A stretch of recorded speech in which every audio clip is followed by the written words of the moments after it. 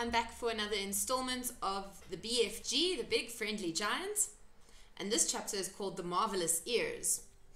So far we've met the BFG. He has kidnapped Sophie from her bed in the middle of the night and taken him to where all of the other giants live. And he is in his cave with her, keeping her there, because he's scared she's going to tell the whole world about giants and then they're all going to come and hunt the giants down. But he has explained to her that the 9 giants that stay there go all over the world every night to eat human beings of all different flavors and shapes and sizes from different countries.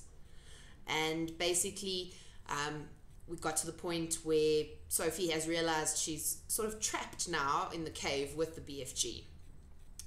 So if you remember, the BFG has quite big ears. So this chapter is called The Marvellous Ears. Back in the cave, the big friendly giant sat Sophie down once again at the enormous table. "Is you quite snuggly in your nightie?"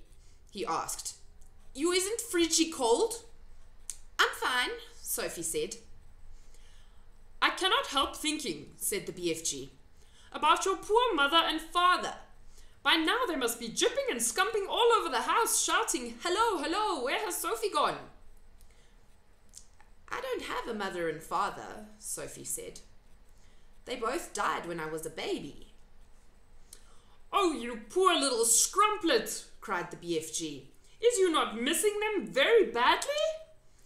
"Not really," Sophie said, "because I never knew them." "You is making me sad," the BFG said, rubbing his eyes. "Don't be sad," Sophie said. "No one is going to be worrying too much about me. That place you took me from was the village orphanage. We are all orphans in there." "You is an orphan?" "Yes." "How many is in there?" 10 of us, Sophie said. "All little girls." "Was you happy there?" the BFG asked. "I hated it," Sophie said. The woman who ran it was called Mrs. Clonkers, and if she caught you breaking any of the rules, like getting out of bed at night or not folding up your clothes, you got punished. "How is you getting punished?" "She locked us in the dark cellar for a day and a night without anything to eat or drink." "The rotten old rot rasper!" cried the BFG. "It was horrid," Sophie said. "We used to dread it. There were rats down there. We could hear them creeping about." "The filthy old fizzwiggler!" shouted the BFG. "That is the horridest thing I is hearing for years. You is making me sadder than ever."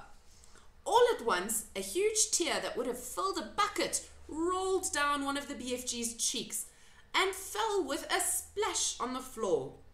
It made quite a puddle. Sophie watched with astonishment. "What a strange and moody creature this is," she thought. "One moment he's telling me my head is full of squashed flies, and the next moment his heart is melting for me because Mrs. Clonkers locks us in the cellar.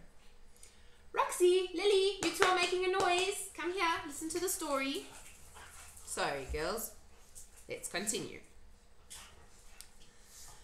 "The thing that worries me," Sophie said, "is having to stay in this dreadful place for the rest of my life. The orphanage was pretty awful, but I wouldn't have been there forever, would I?" "All is my fault," the BFG said. "I is the one who kid-snatched you." Yet another enormous tear welled from his eye and splashed on the floor. "Now I come to think of it." Oh, sorry, wrong voice. "Now I come to think of it, I won't actually be here all that long," Sophie said. "I is afraid you will," the BFG said. "No, I won't," Sophie said.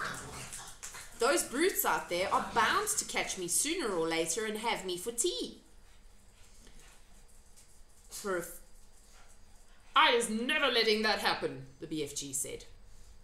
For a few moments, the cave was silent. Then Sophie said, "May I ask you a question?" The BFG wiped the tears from his eyes with the back of his hand and gave Sophie a long, thoughtful stare. Shoot away, He said.